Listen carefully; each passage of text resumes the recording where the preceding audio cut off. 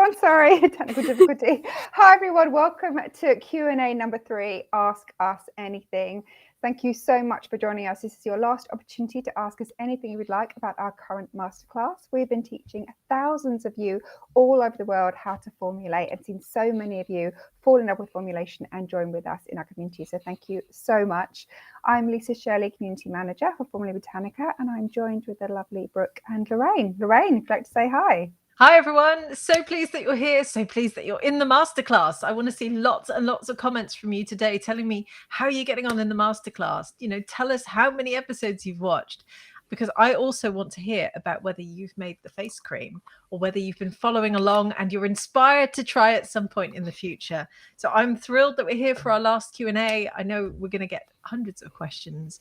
And thank you so much for taking part, basically. We really are. We've just released lesson 9 and we literally couldn't be more excited. We're seeing more and more of you join every single day. So now we're really in peak excitement time. So Brooke, if you'd like to say hi. Hi everyone, my name is Brooke and I'm the formulation tutor at Formula Botanica. I hope you're all loving the masterclass so far. You've started formulating your face cream and you've got lots of questions to ask us about anything that you've come up with across so far from the masterclass. Yep, and I can already see so many of you tuning in. We've got Monica, Jing, Layla, Romana, Teresa, a couple of familiar names as well. A couple of you have watched all the Q&A, so well done. These are the people that really do show up and get through the masterclass quicker than everyone else, so congratulations. And please let me know how many lessons you've seen, and there's no wrong answer. If you've seen 1, 2, 5, 8, it doesn't matter. We really do like to know how far you are with the lessons, because it's all part of it, and your participation really does make the masterclass. And if you do have a question for us, we've grabbed a couple of them out of the communities already, so I've uploaded those. But if you have a question in this Q&A, please, we'll try and get to it. We're going to be here for about an hour, and we will do our very best. And a few more hellos. Doris, Rebecca, Kim, Lara. God, there's loads of you joining in now, so we better get started really quickly. But Lorraine, how exciting has it been so far just to see so many people join the masterclass? It's been amazing. I mean, absolutely amazing. And for those of you watching, you won't believe this, but there are over 50,000 people taking part in this masterclass. I mean, just picture that. It's like a football stadium of people. And all of you want to become formulators. And I think that's amazing, because we're on this mission to teach the world to formulate. And we want you to gain the skills of making your own skincare and hair care and makeup and deodorants and all of that. And that's why we're here, of course. So it's been super exciting. And I've loved watching all the comments flood in. There are so many of them all across social media. So a huge thank you to everyone taking part, because you're the reason we do this. So the fact that you're giving us all this love just keeps us going even more. Yeah, exactly. A huge thank you to everybody. We literally couldn't do it without you. And Brooke's team really do work really hard in the beginning stages to put everything together for you. And now it's just the fun part. And so we're glad you're really loving it. So we've got so many questions to go through. So let's get started, because we don't want to waste one more minute. Right. Okay, question. Brooke, I'm going to come to you for this one. Okay. So I followed the weight in the lesson, and I'm thinking it's a bit light for a facial cream. Is there a way I could have thickened it up? What do we say? That's a very good question. So if you would like your cream to be a little bit richer, you could always try adding in some butters such as shea butter or cocoa butter in place of some of the oil phase. So I have the Masterclass cream here, and this is what it looks like in terms of thickness and viscosity. So this is what it looks like as the formula stands at the moment. But if you would like it to be a little bit richer, you could increase the butters or add some waxes maybe as well, to give you a slightly thicker, richer texture. Great, thank you. Great answer. Okay, Lorraine.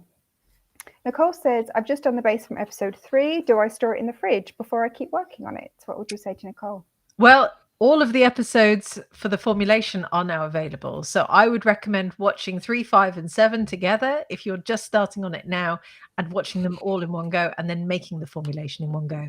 If you want to store it in the fridge and then come back to it tomorrow to work on the next stage, that's fine. But just discard that version at the end. And if you scroll down on your masterclass study area page and you come to the FAQ section, there's actually a whole video there explaining all about this. So FAQ number 5, go and watch it. We talk about it in even more detail. Absolutely. And I do see a lot of people have questions kind of ahead of the game, because I know you're all excited and you want to know how to preserve it and everything, but do try and watch the lessons before, because we have put all the answers in every single lesson. That's why they're in individual 10-minute chunks. So it's easy to understand, and you'll end up making your cream. Okay, Lorraine, back to you. Regarding episode 7, Lorraine mentioned that some preservatives can have an impact on the pH. So I was wondering why she measured it before she added the preservative, but didn't measure it after adding it. So what do we say to Monica? I'd say, Monica, first of all, that's a brilliant question, and brownie points to you for having picked up on this, because you should always measure the pH before and after adding the preservative. This was a simplified version. We know roughly where the pH lands in this particular formulation, so we weren't too worried about it. But yes, you're absolutely right. That is exactly what you would normally do. And sometimes you even go through various stages of testing the pH, but we didn't want to overwhelm you all at this stage. We just wanted you to sort of dabble in pH testing. But good call, Monica. Well done. Exactly. Okay, I'm going to put this up from Paulina as well.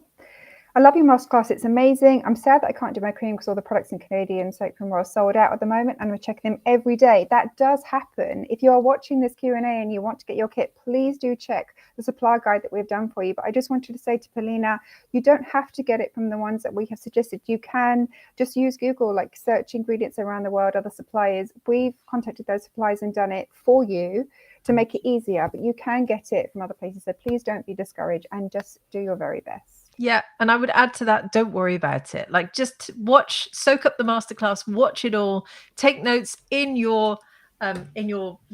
Let me just grab mine. We always like to show our workbooks, don't we? So take lots of notes in your workbook, and you can always come to it in a couple of weeks or a couple of months, whatever. Don't feel the pressure like you have to formulate now. But if you want to formulate along, obviously do so. Have fun with it and show us what you're up to. But just take notes in here and don't worry about it, Paulina. Great, good answer. Okay, Brooke, are there any raw ingredients that are easy to incorporate into your formulations from home? I want to experiment, but do not have I don't have the money to buy lots of different ingredients, and I want to use what I may have at home. So Penny's obviously thinking outside the box. What would we say to Penny? That's a very good idea, Penny. And there are some things that you would possibly have on hand that you could start to incorporate into your formulations.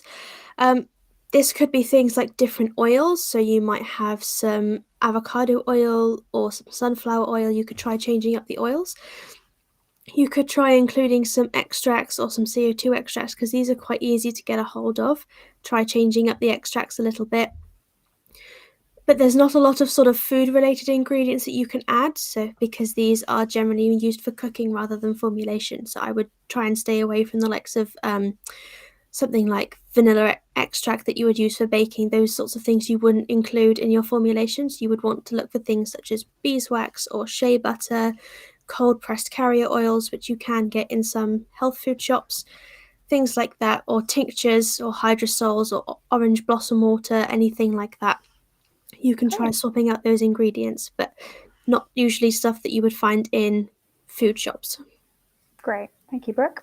Just going to show this comment from Jennifer that says, hello from Jamaica. I'm enjoying the masterclass so far. I'm at lesson 5. The knowledge received is invaluable, and I will definitely take a course in the near future. Thanks again. Thank you very much, Jennifer. That is amazing. We are here to help people discover their love of formulation. So it's really lovely to see that. Thank you. It is. Okay, next question. So, Brooke, where do I research about the ingredients for details like inky name, solubility, dermal limit, its characteristics, and other technical information? I couldn't find it online. Is there any specific website I should turn to? Oh, this is a very good question. So a lot of this information you would be able to get from the supplier of your ingredients. So things like the inky name, its solubility, different characteristics, and how to work with it should all come from the supplier of the ingredient. If you're purchasing them from suppliers such as Aromantic or other cosmetic ingredient suppliers, they usually have a lot of this information there. Things like dermal limits, if you have essential oils, they will be on the MSDS sheets, the MSDS sheets will have the limits of the sensitizers where you can calculate the dermal limits. Then in terms of other specific websites, things like the IFRA website is very good for dermal limits for specific essential oils and the sensitizers. things like Cavallo is a very good one, as well as UL Prospector, if you can have an account for those. But the best one is we have, as part of our courses, we have a lot of materials that cover these different things on how to research ingredients. So if this is something you really want to dive into, then the courses or our membership site are a very good place to start. Yeah, Great. I should just add to this, I mean, that was an excellent answer. We have, when you enroll with us, you get a 150-page ingredient directory. Like that in itself is worth so much, and it's just a bonus that you get with the course, and it's incredible. And it contains so much information. I think there's like 164 different ingredients in there. And those websites that Brooke mentioned, they're not always easily accessible to formulation students, but Formula Botanica students all have priority access to those platforms because we have negotiated that. So there are lots of different places, but if you come and enroll with us, we can really sort you out. Yeah, and it's nice to have everything in one place. You can kind of go down the wrong rabbit holes on the internet in many different areas, but especially this one. So everything we have is absolutely certified by us. We don't put anything out there unless we're 100% sure it is absolutely correct. Okay. Question from Queen. I'll come to you, Lorraine. Can a newly formulated emulsion cream be used immediately? Yes, of course. Absolutely. If it's preserved properly. So that would be the main thing I would say is work through lessons 3, 5, and 7. And yes, you can. Just be aware that it might thicken slightly overnight. We often allow ours to stand for 24 hours just to, get it to its final consistency. But of course, you can use it straight away. You even watch me do that in the masterclass too. Great. Okay, so Brooke. This person says, my formula is a little thin. It's more like a lotion. It doesn't split, so it's mixed well. I believe. What could have caused it? What would we say to this person? So as I said earlier, the formulation for the masterclass should look a little bit something like this. So if yours is thin, more of a sort of lotion, milky lotion, then you might find that it hasn't emulsified properly. Just because it is not necessarily split doesn't mean the emulsion has come together correctly. So I would check the temperature of which your ingredients are at when you combine them, because if it's not melted completely, that can affect the thickening, because the thickening for this particular formulation comes from the emulsifier. So have a look, double check your ingredients' inky names, make sure that you've got the correct emulsifier. But if you bought a kit, for example, you'll know that they're correct. Double check a lot of different things, but sometimes emulsions just split like that. There's not always a easy to find answer. So this is a slightly more challenging question to answer because it's not always straightforward. But if you just find it's too thin for you, you can try adding a wax or a gum or something to make it thicker. But this is where you start getting into experimenting a bit more. And this is the kind of thing that we cover very in depth in our courses, is this level of troubleshooting. And also, I think rule of thumb, make it again. If you think it's a little bit runny, like write down what you did, make some changes, make it again, keep the original one that you made, and you can often find the answer. Okay, Brooke, another one for you. Janelle, I have a unique question. My daughter is allergic to glycerin. Is there a natural alternative to it that can be used in formulations? That's very interesting. So this would depend on what it is you're using the glycerin for. I wouldn't say there's a specific swap, but I would check to see if your daughter is allergic to the animal-derived glycerin or if she's allergic to vegetable-derived glycerin. In all of our formulations and all of the glycerite extracts that we use, they're all made with vegetable-derived glycerin. But if she has an allergy to animal-derived glycerin, it's a different ingredient, so she should be fine. If, however, she is allergic to vegetable-derived glycerin, there is a few other things you can try. You could use something like pentylene glycol as a sort of thickener when you're using it, if you want the same texture. If you want it as a humectant, there are things like hyaluronic acid you can use, and it does depend on exactly what it is you're using the glycerin for. But in this particular formulation for the masterclass, we're using it as a water-based extract. So you could swap it for something like an aloe vera extract that isn't made into glycerin, or you could swap it for a water-based extract that's extracted into water rather than glycerin. Great. Good. I'm amazed, Brooke, how much information you managed to actually retain about all this. You do so well. Okay, well, now we get lots of questions actually about thermometers. So Lorraine, I'll come to you for this one. Can a forehead thermometer be used? I guess so. I'm not entirely sure. I don't know what you think, Brooke. I think it depends on the kind of thermometer they mean. So if you have a laser thermometer, something that is used, I know some people use them for foreheads, but a laser thermometer, you could definitely use that. Just make sure you're stirring the cream as you go through so that you're getting the temperature reading from the whole cream rather than just the layer on the top, because it will read just the top. If you're talking about thermometers that are more by being on physical contact with the skin, then I wouldn't use one of those. I would try and use one that you can get that has probes on it. They are the easiest to use. You can get these in most cookware shops, so they're quite easy to find. You can get them in culinary stores, and I'm in the UK, so places like Tesco's or Sainsbury's all sell them, but any other sort of general stores should have them. And anything such as in-ear thermometers or in oral thermometers, I wouldn't use any of those. They won't work. But as long as it's either a probe thermometer used for cooking or a laser thermometer, you could use those. Great, thank you, Brooke. Okay, another question from Adeniki. How do I formulate the base of the cream from scratch if I do not want to use Vegetal? A lot of substitutions here. I hope people are watching the substitutions lesson. Brooke, what would we say? So if you don't want to use Vegetal, you would have to swap the Vegetal with another emulsifier. So as we covered in our substitutions lesson, you can use OliveM 1000 as a very good swap for Vegetal. But if you don't want to use an emulsifier specifically, there's no way you can then create a cream without an emulsifier. You will need something to use to emulsify the two phases together. OliveM 1000 is a good swap, but there's lots and lots of different emulsifiers that you can use. So have a look and see what you can find from suppliers that are in your area and give those a go. Great, thank you. Lorraine, one for you. This is kind of a big question, but we'll try and condense it. Is there any way to find out I think they're trying to say what preservatives work and how they work, from Sandra? What do we say to Sandra? First of all, have you watched episode 6, Sandra? Because we talk a lot about choosing the right preservative in there. But yes, of course, there are checklists and flowcharts that you can go through. I mean, this is really the next step in learning how to formulate. And we cover all of this in our certificate in natural cosmetic preservation, which is a really cool short course that runs you through everything you need to know so you can very confidently choose your own preservative. So yes, there is a whole checklist process that you would go through in order to choose the right preservative. We don't go into that level of detail in the masterclass because we just want you to sort of follow what we're doing, create your face cream, get the bug with formulating. And then if you want to go further, we are absolutely ready for you. But if you haven't watched episode 6 yet, go and check that out because we walk through 8 different steps that you have to think about when choosing your preservative. And I just want to ask a quick question of the audience whilst I've got the mic. I want to run a quick pop quiz. I want people to tell me in the comments how many ingredients were in the formulation. So let's see if everyone can remember how many ingredients we've used. Brooke, don't say the answer, but can you remember? I can, yeah. Well done. Okay. So, Brooke, quick question, or waiting for those answers to come in. Question from Maria.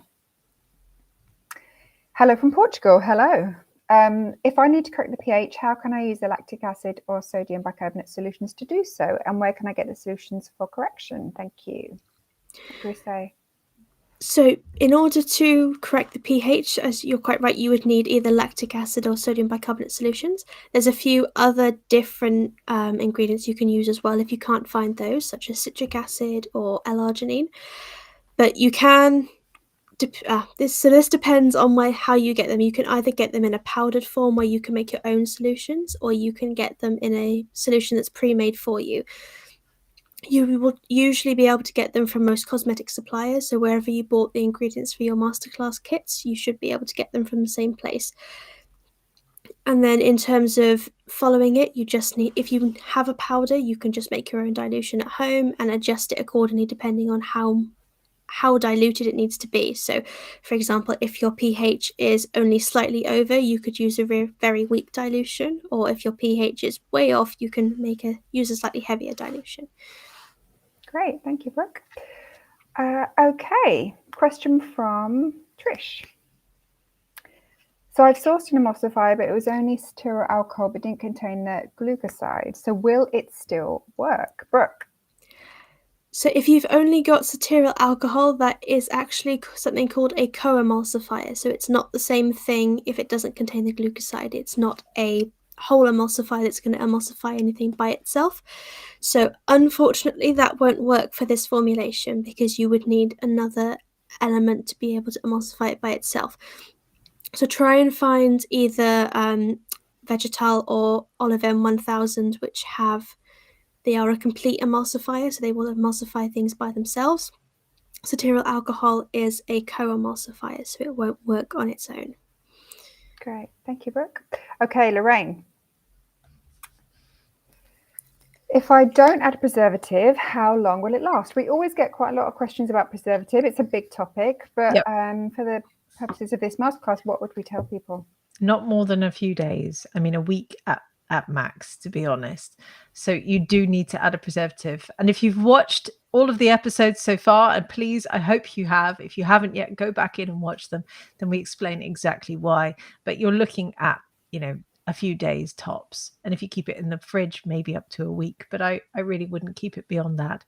Preservation is what keeps our products fresh and safe for us to use, basically. Like I say in the videos, no one wants to put microbes on their face, right? So yeah, I'd say you have to use a preservative if you're going to work with water. If you don't want to use preservatives, that's absolutely fine, but then don't work with water, basically. And I have to say, I'm just looking. I'm so impressed by all the answers flooding in. Lots of people got it right. Do we want to give away the answer? I think, Brooke, what's the answer? I do believe, if I'm remembering correctly, it's 7. Yes, well done. It is 7. Yeah, I won't name and shame anybody because it's all about taking part, all about having a bit of fun. But yeah, most people got that right. So well done. That's actually amazing to remember that, because we know it can be sometimes overwhelming when you're doing something new and you're learning for the first time. But no, you all got that. Well done. Yeah. Well done, everyone. Kim, I love Monica, watching all the answers blessing. flood in. Flooding pushes all the questions outwards, but I will find them again. Okay, Brooke, another question for you. Could you please advise how you adjust the pH at the stage of lesson 3? We cover it in the lesson, but Deb just wants a bit more info. What do we say? So this will depend slightly on what kind of pH tester you have. So if you have, for example, pH strips, then it'll be a slightly different process to using pH meters. I'm going to assume for the masterclass that you've got the strips, which means that what you would want to do is take a little bit of the cream out of the beaker, pop it onto the strip and wipe it back off again so that it has some time to sit and have a look at the reading, and then you compare it based on the back of the strips. It'll come with a little chart which shows you different colours. You just then match your strip to the back of that chart and have a look and see where it is in terms of pH. Depending on which strips you have, you might have to do a dilution, but usually some strips you should be able to just do it straight onto the strip. That should be fine. But I do believe we cover this in depth in the masterclass as well. So yeah, we do. I would definitely say watch the lessons. And everyone's really excited because they hear other people talking about pH and preservatives and things like that. But please do watch the lessons if you can. I would say have a look at the guidelines from wherever you got your pH tester from. They should tell you how to use the specific one that you have, whether it's a meter or it's strips.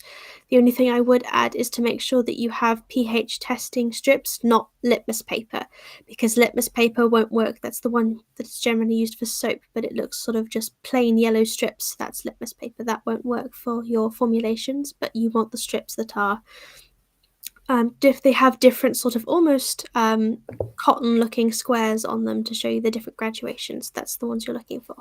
Great, thank you, Brooke. Okay, one for you, Lorraine. So Laura asks, how do we know the solubility in the ingredients that we want to use? What do we say to Laura? Well, first of all, it depends entirely on the ingredient, as you obviously learned in episode 4. Your supplier should be able to tell you that, first of all. So we listed some awesome suppliers who have provided kits or have some of the ingredients in the masterclass. Go and check out their websites and have a look at the other ingredients they stock. First of all, because they deserve all the support in the world. They're incredible and they're all over the world. So go and have a look. And they will often list the solubility of that specific ingredient on their website. Most suppliers also provide paperwork with ingredients which will tell you the solubility.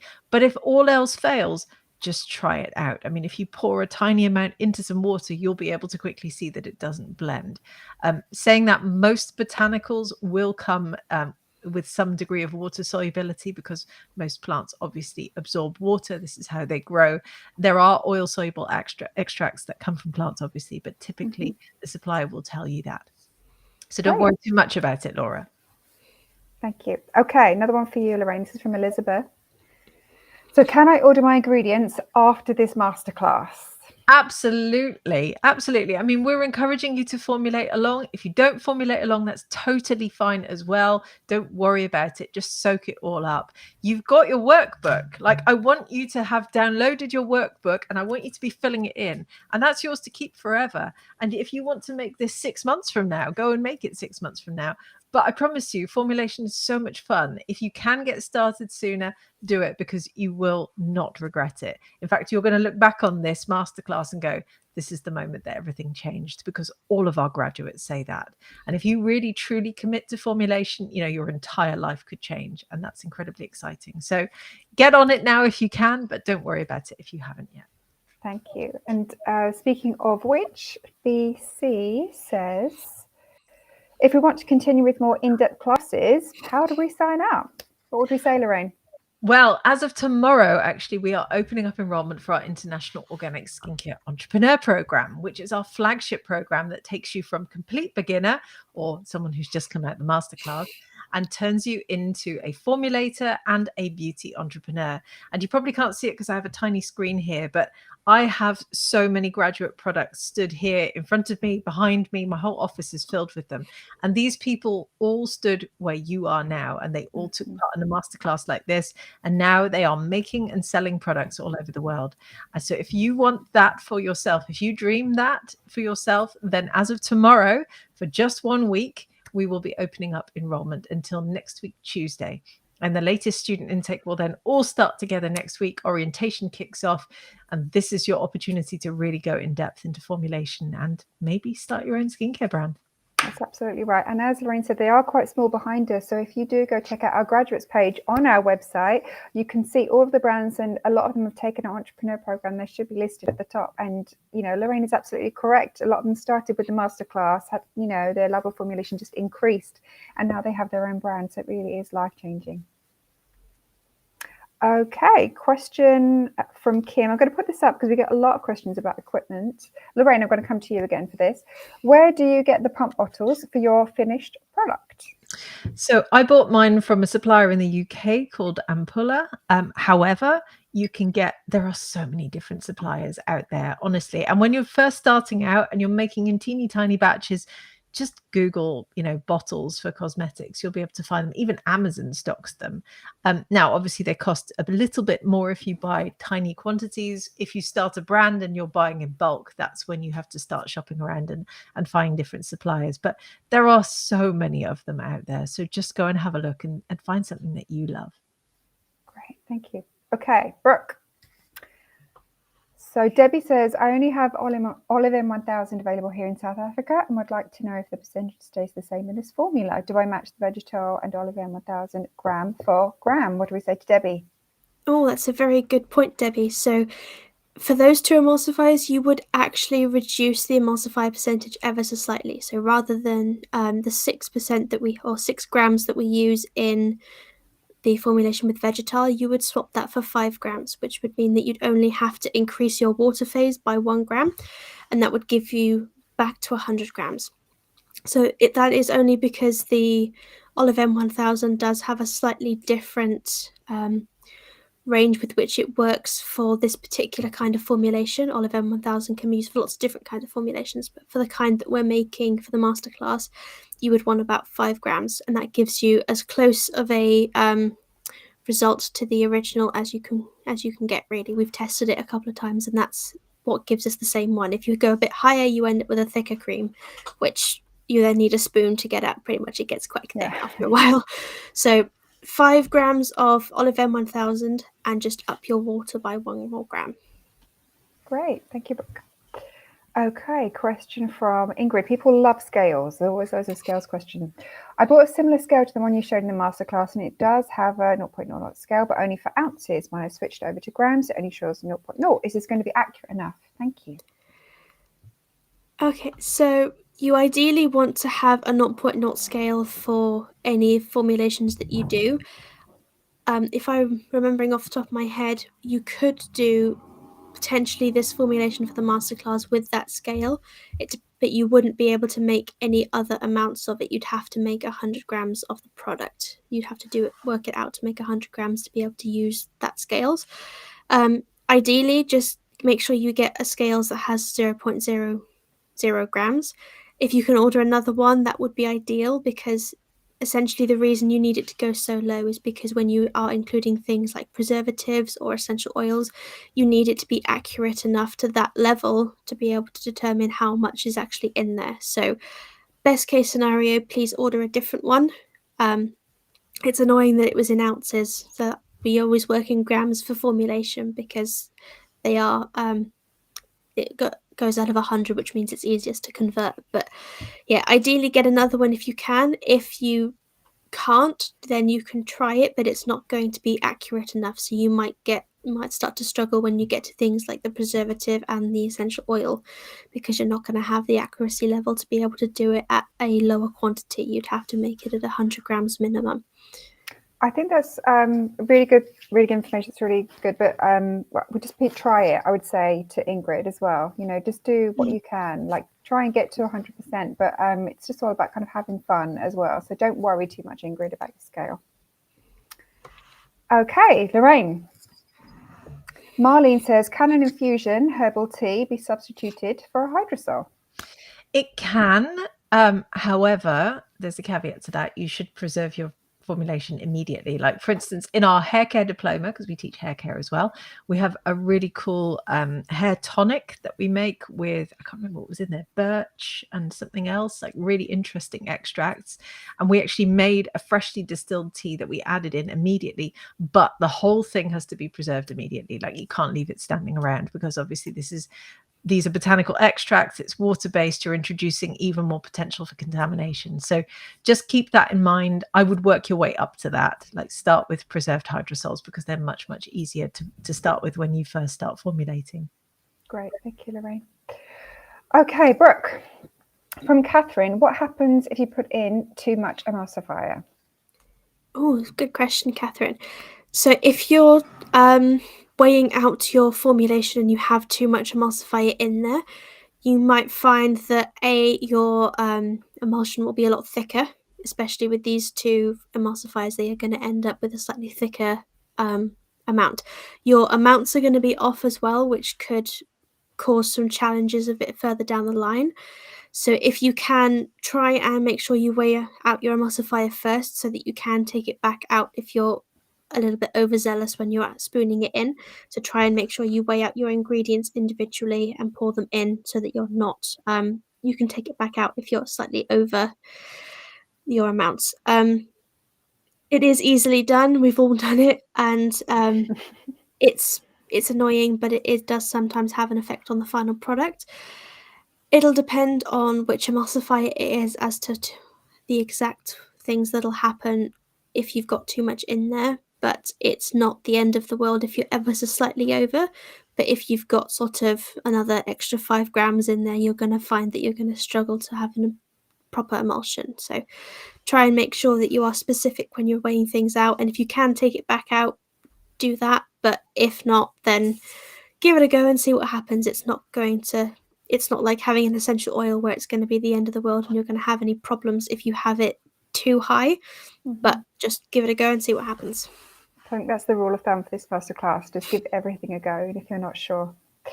Okay, Lorraine, since we've mentioned our courses, Myra says, will there be another chance to sign up for our entrepreneur program if I can't before next Tuesday? What would you say? In short, no, because we like to get all of our student intakes starting together. It means our education team can all start at the same time. We have a bespoke orientation program that we'll be doing with this specific cohort. However, just get in touch with our admissions team. Just write to us at hello@formulabotanica.com. Come and speak to the team there, and they'll see what they'll be able to do for you. But in general, no. But just get in touch. Yeah, we do our best, but yes, put Tuesday in the diary. Okay, Brooke, this is from Peter. How do we substitute a powdered preservative like GeoGuide Ultra for the liquid preservative? What do we say to Peter?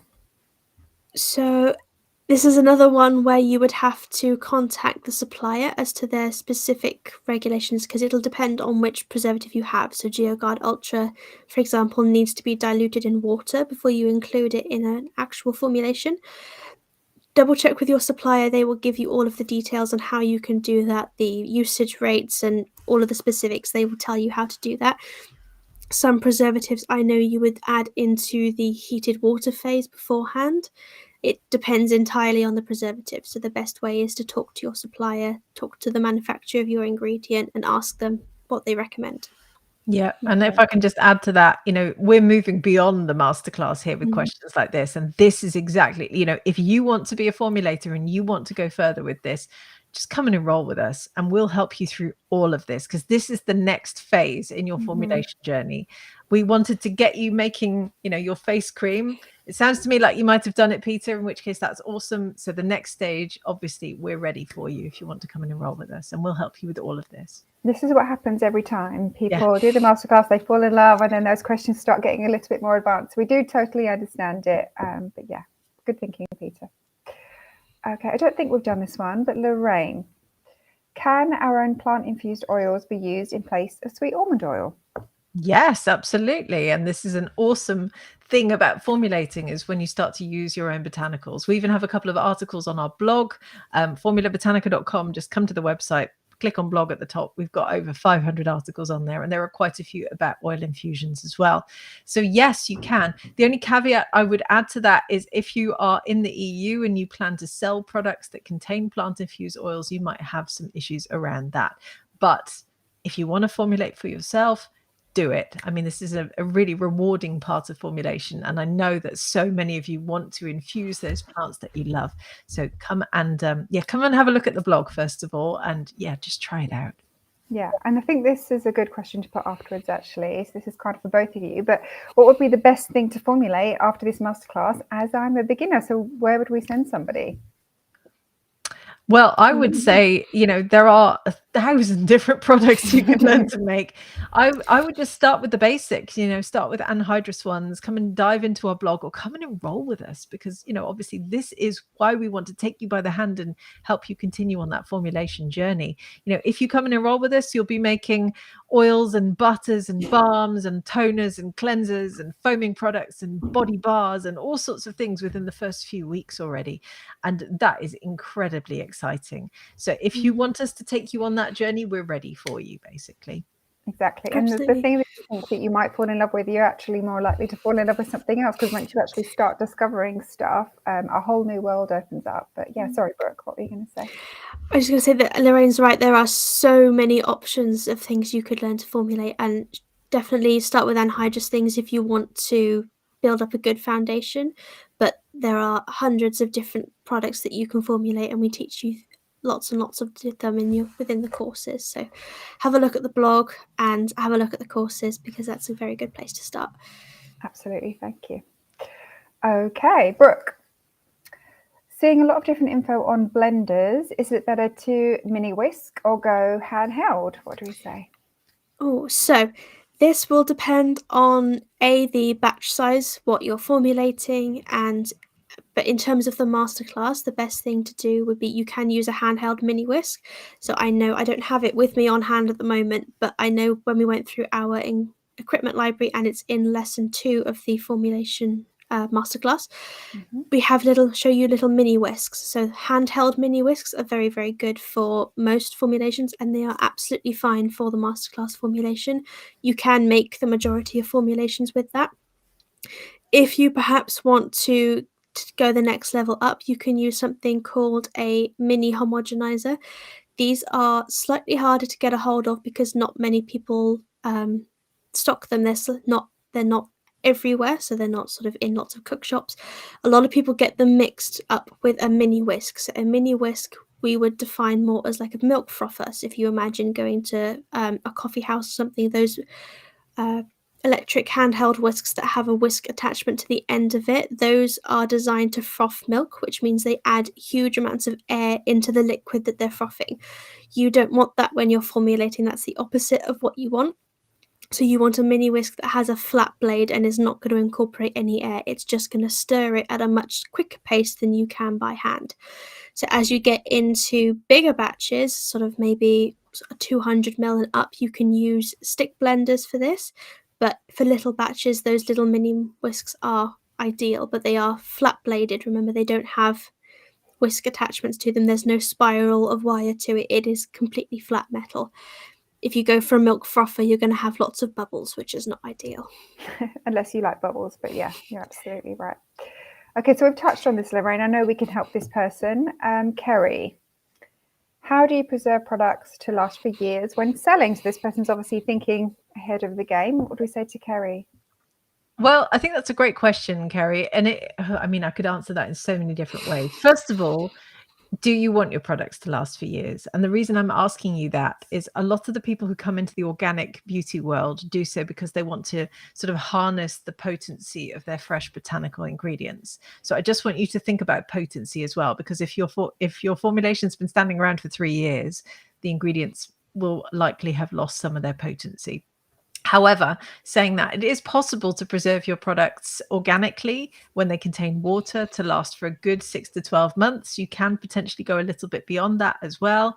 Typically, organic natural formulations don't tend to last for years and years unless they don't contain any water, in which case they're called anhydrous formulations, which is something that Brooke just mentioned.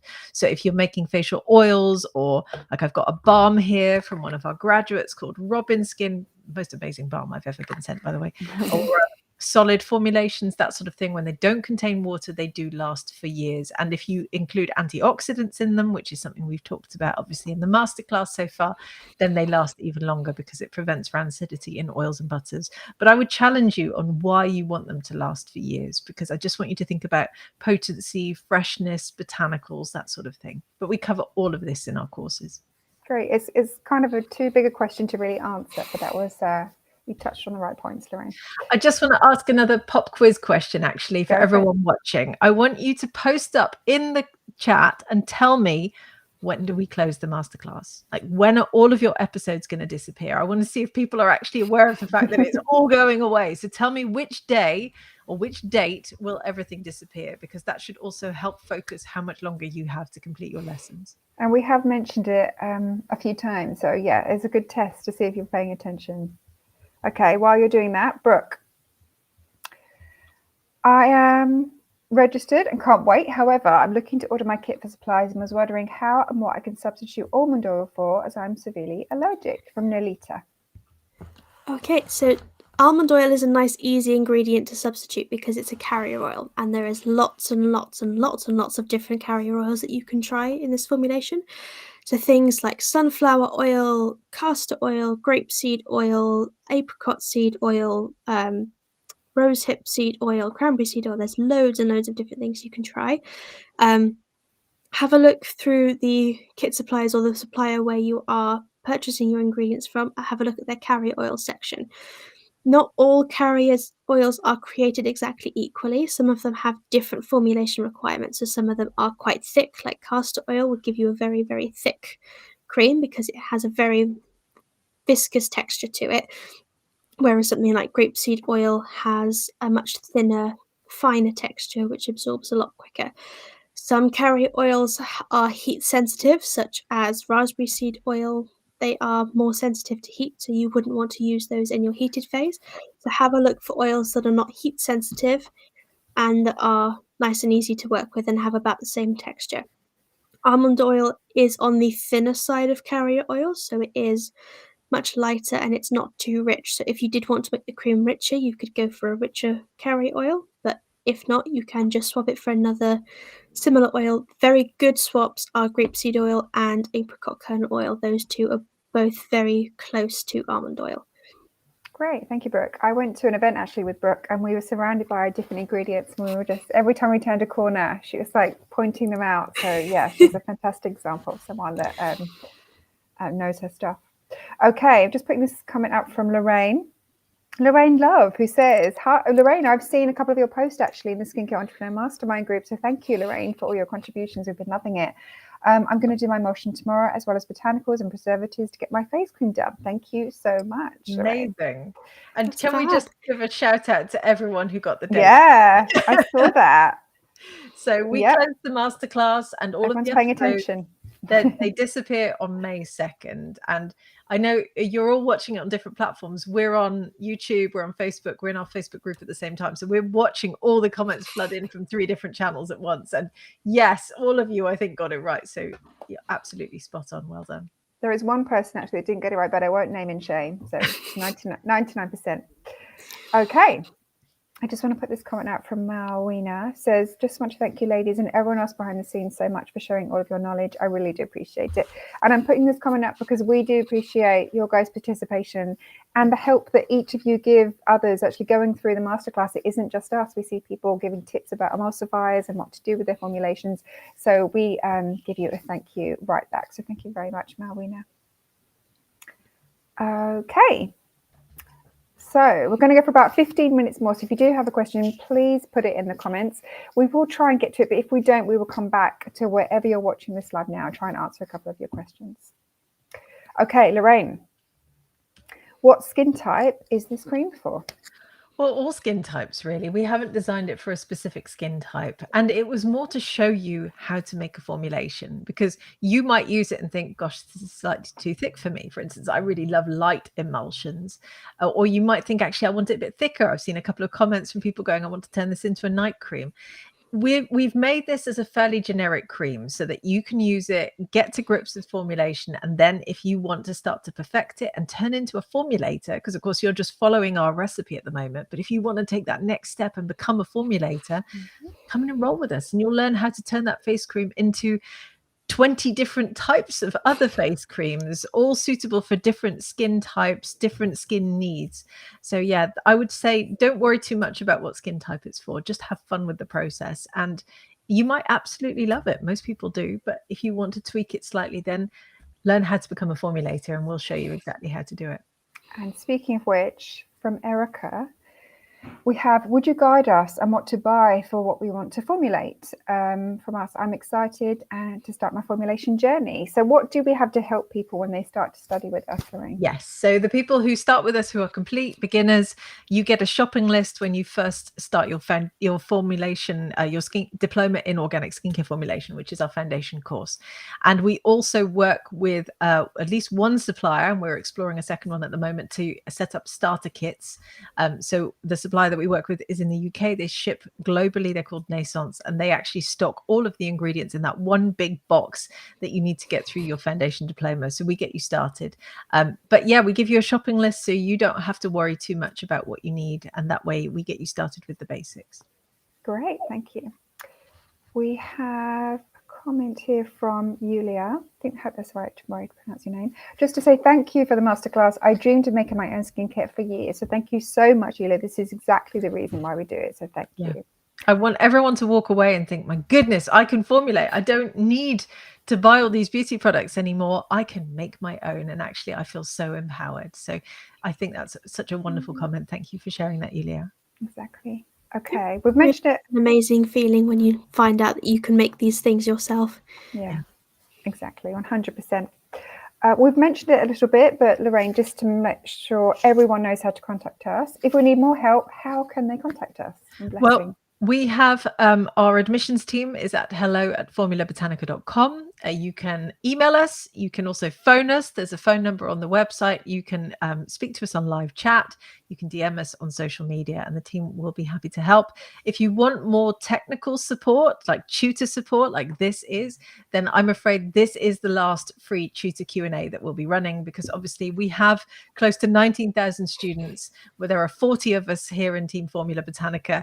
We're all involved with the masterclass, but we have to get back with the, teaching our students day to day. So if you do want more tutor support, then come and enroll with us. And that's what we're here for. And our courses come with tutor forums where you can speak to our entire team of tutors.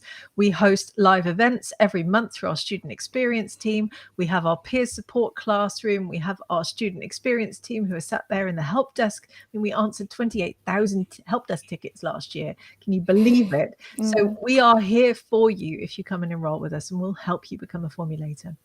Exactly. Okay, Brooke. So Vicky, if I have a pH tester, digital pH tester for soil, will it work for testing the pH with my formulations, or do I have to get pH strips or a specific pH digital tester? From Vicky. So we would recommend you get a specific pH tester or pH strips that are used for cosmetics, because soil pH meters are a slightly different texture. So soil is obviously it has water present in it, but it's grounds, it's more dry, whereas cosmetic products are more fluid. So there is different requirements. Your soil pH meter probably won't take an accurate reading of the pH, not as accurate as you want it to anyway. So I would highly recommend you get pH strips or a specific cosmetic specific digital pH tester. Some pH meters specifically for cosmetic emulsions can be quite pricey, but you can use meters that are designed for water that are quite cheap, and you can dilute your face cream down to get a more accurate reading. Or ideally just get the strips, because they are really easy to use, they're quite cheap to get a hold of, and they're easy to find. So definitely get some strips. Yeah, and I've been seeing posts in our Skincare Entrepreneur Mastermind of people talking about pH strips, and they really are having fun with them. And yeah, they really are important to your formulations. So we do recommend getting those if you can.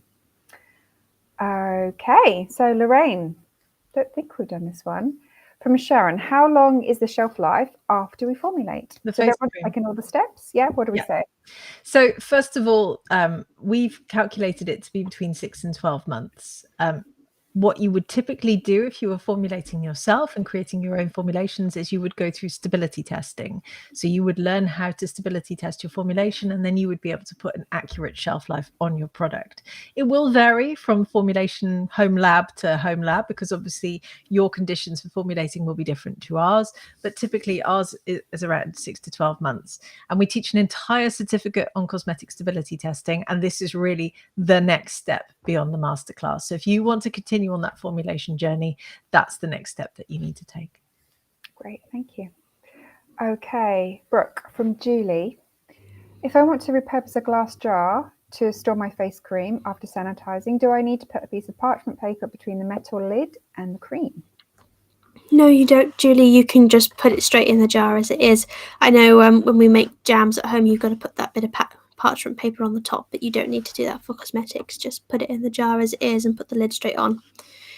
Great, thank you. Nice, short and sweet. Short and sweet answer. Okay. Question from Kieran. We have used a whisk for a 100-gram batch. What should be the batch size for us to use a stick blender or a homogenizer? Sorry. Oh, that's a good question. So for me personally, I find that 200 ml or 200 grams is about the size when I'd start to use a stick blender. You want to have enough fluid there to warrant having the large stick blender, because you do end up with a lot of the cream actually stuck around the blender itself. So you do lose a certain amount of it to dishes, unfortunately. So for me, I find 200 ml to be about worth it. You need to make sure you have a big enough beaker or a glass bowl or something to use, because you're not trying to incorporate air into it. You want it to be completely submerged within the formulation or within your emulsion. So try 200 ml. Some people find it more comfortable higher. You can use it. I've used it once when it was 150, but I found that I lost more of the formulation to the actual blending process than it's worth it. So 200 and up is what I would recommend personally. You can easily make up to 200 with just a little mini handheld mini whisk, or the mini No Pro mini homogenizers are perfect for that as well. Great. Question from Natalie. I know this is one of your favourite topics, Brooke, so I'm going to come to you for this one. What's the best way to sanitize at home as a beginner? So best way to sanitize your workspaces and your equipment is with a 70% dilution of isopropyl alcohol, so that, or IPA. You can either buy this pre-diluted as rubbing alcohol, where it's usually pre-diluted to 70%, or you can buy it as straight IPA that is about 99.9% pure, and then you dilute it yourself. Put it into a spray bottle and spritz everything with it. So you can put it on your beakers, you can put it over your glass rods, your mini whisks, and over your work surfaces as well. So try and make sure you're working on a surface that is sanitizable, because it's not porous. So wood is not ideal because things can soak into wood and you can't get it off very easily. So you want either something that is melamine or stainless steel or ceramic, or something that is easier to keep clean. If you have got wood, what I would advise doing is getting one of those desk pads that you can roll out, and then nice and thin, so they're easy to roll up and take away with you, but they're much easier than to keep clean. So, but the best way of spraying things down is isopropyl alcohol. Great, and of thank course, you, Brooke. we cover this so much in the masterclass as well. So come and watch all the episodes if you haven't yet. Lisa, I can see the comments flooding in. There is so many. I was just going to say thank you. This is what the stage where people are starting to saying thank you, because we said we're going to go for an hour. So thank you so much for. Well, I was going to suggest, shall we go into quick fire mode and see if we can just blitz out, because there are just so many we're not getting to. Let's do it. If you see any, Lorraine, that you want to bring up, I have one here from. Oh, there's no name. Are there any essential oils that definitely should not be used in this formulation? This is kind of a big question, but what would we say?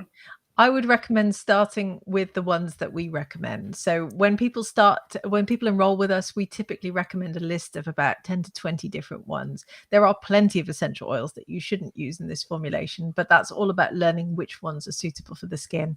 And when people enroll with us, they get this massive dermal limits guide where we talk about exactly how to work with essential oils safely. So that is a very big question, not one I think we can answer quickly, but hopefully that gave a bit of a flavor. Thank you. Okay. Got a question from Gloria. Gloria says, if the papaya glycerin is made of glycerin and papaya extract, why is it added in phase 3 instead of phase 1, where glycerin normally goes? Brooke. So the reason we've added in the glycerite extract, the papaya extract, into phase 3 is because the papaya extract itself is heat sensitive. So because we've added in the element of the papaya into the glycerin, we've added in that element of botanical extract, which is more sensitive to heat. Plain glycerin itself is not sensitive to heat, so if you're adding that, you can absolutely put it into phase 1, but we've done it this way around so that our formulation is heated as little as possible, which preserves as much of its benefits as we possibly can. Great, thank you. Okay, question for you, Lorraine. CB says, after taking this masterclass, can we use these recipes to sell for our business? Would all these products be effective? Well, we recommend that obviously if you want to sell your own formulations, that you don't use our recipes, first of all, but that you use your own. That's what I want for you. That's why we want you to become formulators. And that's why we teach these masterclasses. So the recipe that's included, or the formulation that's included in the masterclass, is not one that we want you to go and sell. It's one that we want you to experiment with. And then you can learn how to create your own with ingredients that really mean something to you. I mean, all of the graduate products I've stood here behind me, all of these people have been through the same courses and they've all created something different. And that is incredibly empowering. And all of the products that you make can be very effective. Go and read all about our graduates and their testimonials, because they are doing incredible things and they are changing people's lives and skins and hair with the formulations that they make. Exactly. Okay, this is a long question, Brooke, but we'll break it up into 2. So, with all the exact measurements made by weighing ingredients, how is the final packaged product affected by 1, pouring from beaker to beaker, and 2, decanting small amounts to test pH? Does this affect how much preservative is used? Oh, so this is a big topic. And it's not something we cover too in depth in the masterclass because it is something that you would adjust depending on each individual formulation. So it'll depend on the molecular weight of each of your ingredients as to how much is going to be left in each beaker. I would recommend getting a spatula to try and get as much out of the beaker as you possibly can. You shouldn't have too much left over when you're pouring from beaker to beaker, because if you use a spatula, you can wipe it around the edge and get pretty much as you possibly can. In terms of testing the pH, this will depend on how many times you test the pH. So if you're just using a pH strips where you can just add a small little blob onto the actual strip itself, that is not going to take up much in the way of the actual formulation. If you're going to be using a dilution where you're taking 1 gram each time, then you're going to end up with a lot more missing if you keep having to do that multiple times, which is why when we come to formulate, I always try and make a slightly higher amount than I need, because that then gives me enough of a buffer. We haven't done this for this masterclass because it's sort of too much information. We don't want to throw at you all in one go, but we've given you one nice clean number that's easy to work with. But there's lots of different things you can do with that, but I would recommend getting a spatula and trying to just sort of keep an eye on how much you're adding in when you're testing the pH. Great, thank you, Brooke. And last question, I don't think we've done this one. Okay. Are beeswax and stearic acid acceptable alternative emulsifiers? We get these questions a lot. What do you think, Brooke?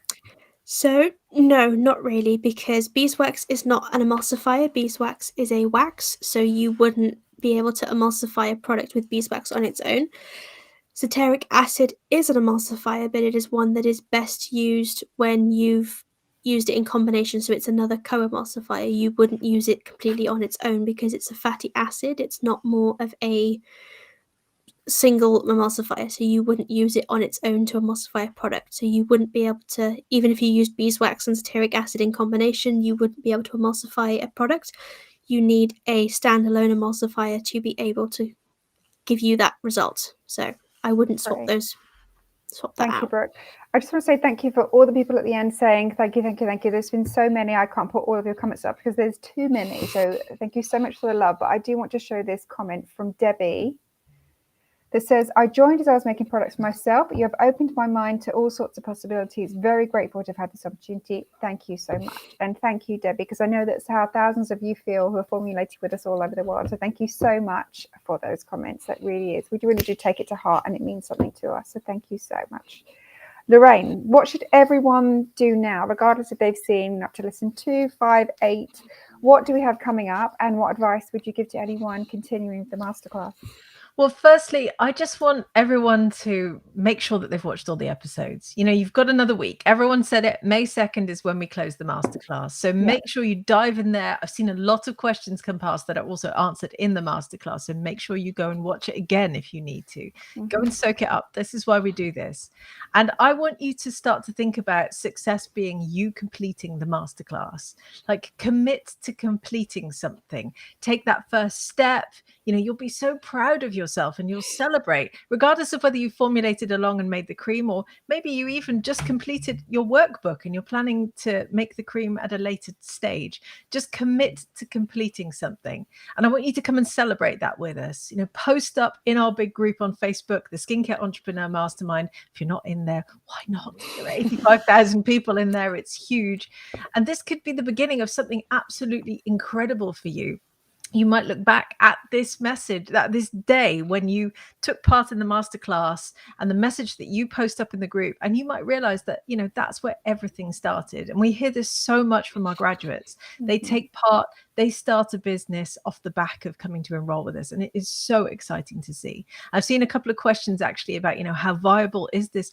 Come and check out our graduates, because they're doing a whole range of different things. And some of them are seeing the most incredible success. And some of them are staying purposefully small because that's what success means to them. So your whole life could change as a result of this. And I just want you to try and remember that. So now that you're hooked, now that you know that formulation is fun, it's easy, it's empowering, I want you to start thinking about what the next step is, because, you know, this doesn't have to be the end for you. First of all, the masterclass hasn't finished. You know, it was episode 9 today, episode 10 tomorrow. Tomorrow evening, UK time. Might not be evening where you are, but evening UK time, we've got a huge free webinar as well, which is part of the masterclass. And Lisa will be there, I'll be there, our education manager Anna will be there. We'll be live for at least 2 hours. We're going to be sharing our entrepreneur blueprint with you, how to become a skincare entrepreneur, an organic skincare entrepreneur, and take that next step. So you don't want to miss this, because the last time we ran a webinar like this, it blew up on us, and there were thousands of comments and so many people took part. It was just overwhelmingly amazing, and we'll be trying to answer more questions then as well. So just harness all that enthusiasm that you've got from taking part in this masterclass and just keep going, because we're on a mission to teach the world to formulate, and we're going to get you there. And if you want to take that further, then obviously we open up enrollment tomorrow, and we know that many of you will be changing your life as a result of it, and I can't wait to be part of it. Exactly. And as you say, we still have another week of fun formulation to go. This isn't the end. It's our last live Q&A, but you can still go into Skincare Entrepreneur Mastermind, ask us a question, share what you've been up to, just let us know what stage you're at, and do post what's going on. Post your emotions, post your final cream. As soon as you log in, all those posts are at the top, because there are thousands of you taking part. So I really do recommend you jumping there and joining the fun. And we will see you at the webinar tomorrow. As Lorraine said, it's going to be amazing, and it is absolutely packed full of value. We get so many comments saying they've had fun in these Q&As, but when we do the webinars, we really do put in stuff that we don't want to put on YouTube there. We really do want to give you something special. So we will see you tomorrow. Please register. And if you haven't registered yet, it's all on your study area. So just scroll down, come and sign up, put your name down. We'll be covering 3 secrets that you need to know in order to become an organic skincare entrepreneur, and then walking you through the detailed blueprint that our graduates have followed in order to become organic skincare entrepreneurs as well. So we're going to demystify the whole process for you. Great, exactly. Well, thank you, Lorraine. Thank you, Brooke. And we'll see all of you guys tomorrow. Thank you. See you soon. Thank you. Thank you, everyone.